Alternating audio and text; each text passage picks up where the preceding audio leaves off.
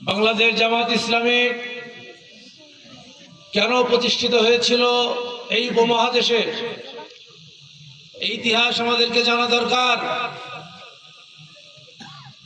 750 বছর এই উপমহাদেশ যখন মুসলমানেরা শাসন করেছিল,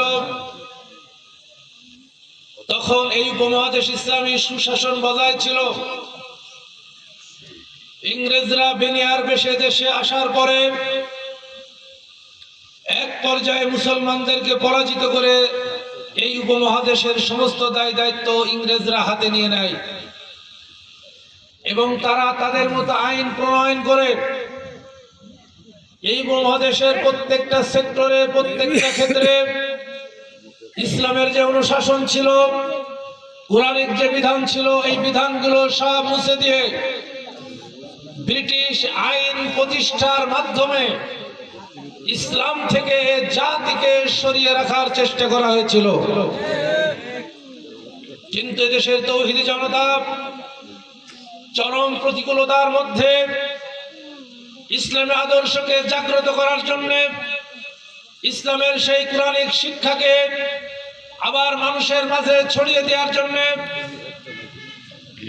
এই উপমহাদেশে একজন মুজাদ্দিদ, একজন মুসলিহ আল্লাহ রাব্বুল আলামিন পাঠালেন, যার নেতৃত্বে ইসলাম যে রাষ্ট্র ক্ষমতায় অধিষ্ঠিত হতে পারে, ইসলাম অর্থনীতি চালাতে পারে, ইসলাম রাজনীতি চালাতে পারে, ইসলাম সারা পৃথিবী নেতৃত্ব দিতে পারে, এইরকম একটা থিওরি নিয়ে সৈয়দ আবুল আলা মওদুদী রাহিমাহুল্লাহ 1941 সালে জামাত ইসলামী গঠন করেন।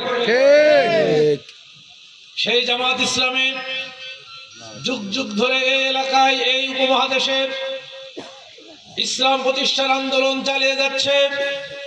তারই অংশ হিসেবে বাংলাদেশের স্বাধীনতা পরবর্তী সময়ে আজ অবধি সেই সৈয়দ আবুল আলা মওদুদী রাহিমাহুল্লাহর পথ ধরে এদেশের ইসলাম প্রিয় নেতৃত্ব এবং জনগণ রাষ্ট্রীয়ভাবে এই বাংলার জমিনে ইসলামকে কায়েম করার জন্য, দ্বীনকে প্রতিষ্ঠা করার জন্য তাদের আন্দোলন এবং সংগ্রাম চালিয়ে যাচ্ছে। বিগত বছরগুলোতে তারা যখন বুঝতে পারল জামাত রাষ্ট্র ক্ষমতায় যেতে চায় এবং রাষ্ট্রীয়ভাবে কোরআনের আইন প্রতিষ্ঠিত করতে চায়, এই কথা জানার পরে এই জামাত ইসলামীকে ভয় করে ক্যাঙ্গারু কোর্ট ট্রাইব্যুনাল গঠন করে বাংলাদেশ জামাত ইসলামীর 5 জন কেন্দ্রীয় নেতাকে তারা ফাঁসির কাস্টে ঝুলিয়ে শহীদ করে দিয়েছে। অসংখ্য নেতা কর্মীকে গুম করেছে, অসংখ্য নেতা কর্মীকে তারা হত্যা করেছে। জেল জুলুম অত্যাচারের মাধ্যমে তারা মনে করেছিল এদেশের ইসলামের অগ্রযাত্রাকে থামিয়ে দিতে পারবে, যাতে এদেশের ইসলামের শক্তি বাংলাদেশ জামাত ইসলামীকে তারা নিঃশেষ করে দিতে পারবে। কিন্তু তারা ব্যর্থ হয়েছে, তারা ব্যর্থ হয়েছে। কারণ জামাত ইসলামী কোন ব্যক্তির আদর্শ লালন করে না, জামাত ইসলামী কোন ব্যক্তি পূজা করে না। বাংলাদেশ জামাত ইসলামী এই বাংলার জমিনে আল্লাহর কোরআন এবং রাসূলুল্লাহর সুন্নাহর ভিত্তিতে আন্দোলন করে থাকে, যার কারণে আন্দোলনকে তারা দমাতে পারে নাই, নিঃশেষ করতে পারে নাই। কোরআনের বক্তব্য তাই,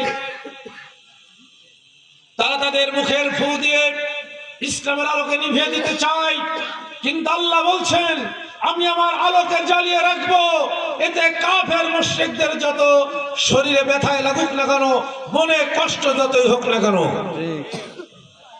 এই জন্য 5 আগস্টের এই জুলাই বিপ্লবের পরে যুগ যুগ ধরে যে ইসলাম লালন করেছিল এই বাংলার মানুষ, সেই মানুষগুলো স্বাধীনভাবে ইসলাম পালন করার সুযোগ পেয়েছে যখন, তখন দলে দলে, কাতারে কাতারে, ধর্ম বর্ণ নির্বিশেষে জামাত ইসলামের গেছে।